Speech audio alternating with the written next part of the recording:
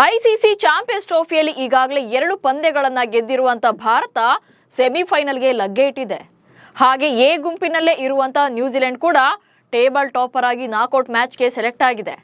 But B ಗುಂಪಿನಲ್ಲಿ ಇನ್ನೂ ಕೂಡ ಮ್ಯಾಚಸ್ ಇರೋದ್ರಿಂದ ಯಾರು ಸೆಮೀಸ್ಗೆ ಕಾಲಿಡ್ತಾರೆ ಅನ್ನೋದು ಇನ್ನೂ ಫೈನಲ್ ಆಗಿಲ್ಲ. ಮಂಗಳವಾರದ ಪಂದ್ಯ ಕೂಡ ಮಳೆ ಕಾರಣದಿಂದಾಗಿ ರದ್ದಾಗಿದ್ದು ಹೊಸ ಟ್ವಿಸ್ಟ್ ಅನ್ನ ಪಡ್ಕೊಂಡಿದೆ. ಇದೆಲ್ಲದರ ನಡುವೆ ಬಿ ಗುಂಪಿನಲ್ಲೇ ಇರುವಂತ ಇಂಗ್ಲೆಂಡ್ ಮತ್ತು ಆಸ್ಟ್ರೇಲಿಯಾಕ್ಕೆ ಬಹುಶಃ ಈಗಲೇ ಭಾರತದ ಭಯ ಶುರುವಾದಂತೆ ಕಾಣ್ತಾ ಇದೆ. ಪಿಚ್ ಖ್ಯಾತಿಯನ್ನ ತೆಗೆದಿದ್ದಾರೆ. ಭಾರತದ ಪಂದ್ಯಗಳನ್ನ ಒಂದೇ ಮೈದಾನದಲ್ಲಿ ಆಡಿಸ್ತಾ ಇರೋದೇ ತಪ್ಪು ಎನ್ನುವಂತೆ ಮಾತನಾಡಿದ್ದಾರೆ.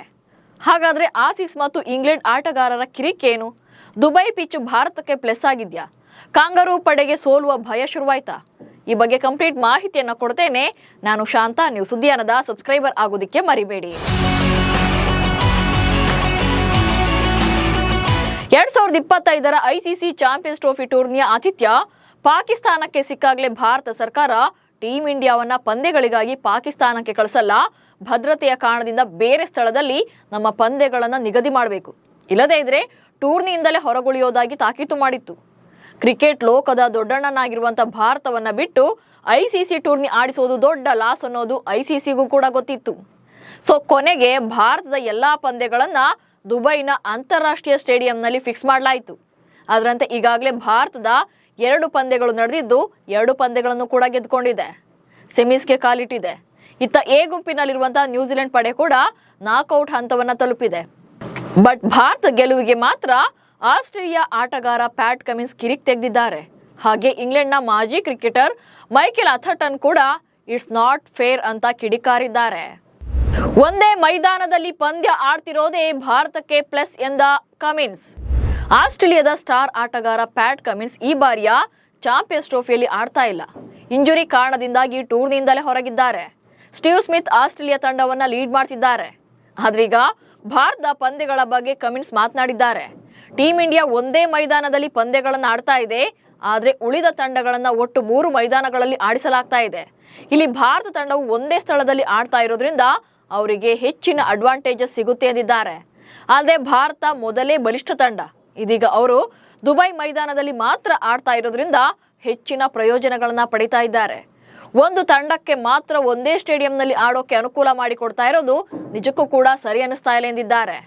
ಹಾಗೆ ಟೀಂ ಇಂಡಿಯಾಗೆ ಸಿಕ್ಕಿರುವಂತಹ ಹೆಚ್ಚುವರಿ ಅನುಕೂಲಗಳ ಬಗ್ಗೆ ಕೂಡ ಪ್ರಶ್ನೆ ಮಾಡಿದ್ದಾರೆ. ಉಳಿದ ತಂಡಗಳಿಗೆ ಈ ಅನುಕೂಲ ಸಿಗಲ್ಲ ಎಂದಿದ್ದಾರೆ.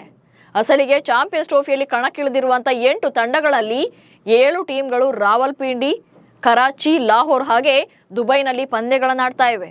ಆದರೆ ಭಾರತ ತಂಡ ಮಾತ್ರ ದುಬೈನಲ್ಲಿ ಮಾತ್ರ ಆಡ್ತಾ ಇದೆ.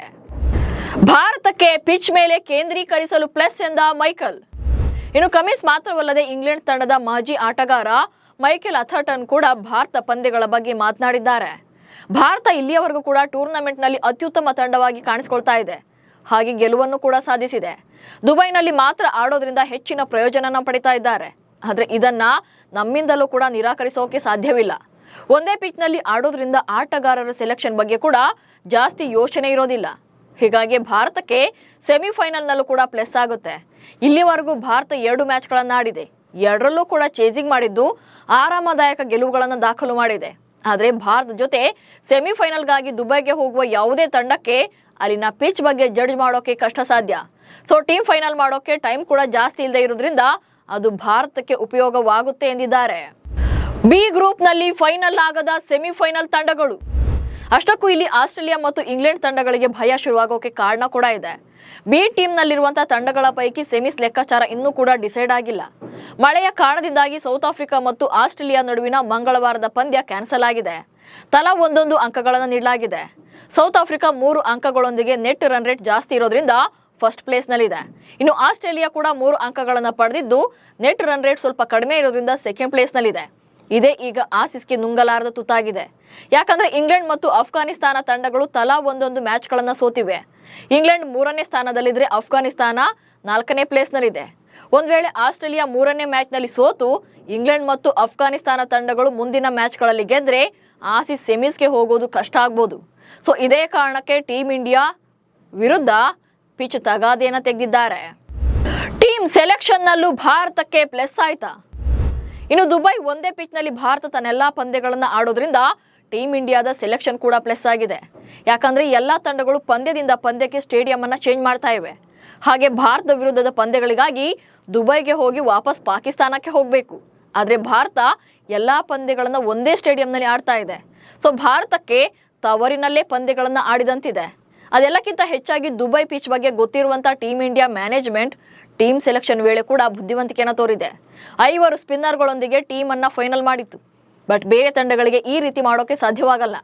ಯಾಕಂದ್ರೆ ಪಾಕಿಸ್ತಾನದಲ್ಲಿನ ಫ್ಲಾಟ್ ಡೆಕ್ಗಳಿಗೆ ಫ್ಯಾಕ್ಟರ್ ಮಾಡುವಾಗ ವೇಗಿಗಳನ್ನ ಫೀಲ್ಡ್ಗಿಳಿಸಬೇಕಾಗುತ್ತೆ. ಸೊ ಬೇರೆ ಬೇರೆ ಸ್ಟೇಡಿಯಂಗಳಲ್ಲಿ ಆಡುವಾಗ ಪ್ಲೇಯಿಂಗ್ 11 ಸೆಟ್ ಮಾಡೋದು ಕಷ್ಟ ಆಗುತ್ತೆ. ಒಂದೇ ದಿನದಲ್ಲಿ ಅಲ್ಲಿನ ಪಿಚ್ಗಳ ಬಗ್ಗೆ ಅರಿಯೋದು ಕೂಡ ಕಷ್ಟ ಆಗುತ್ತೆ. ಬಟ್ ಈ ವಿಚಾರದಲ್ಲಿ ಇದು ಭಾರತಕ್ಕೆ ಪ್ಲಸ್ ಆಗ್ತಾ ಇದೆ. 3 ಸ್ಪಿನ್ನರ್ಗಳನ್ನ ಕಣಕ್ಕಿಳಿಸಿದ್ದ ಟೀಮ್ ಇಂಡಿಯಾ. ದುಬೈನಲ್ಲಿ ನಡೆದ 2 ಪಂದ್ಯಗಳಲ್ಲಿ ಬಾಂಗ್ಲಾದೇಶ 228 ರನ್ಗಳಿಗೆ ಆಲ್ಔಟ್ ಆಗಿತ್ತು.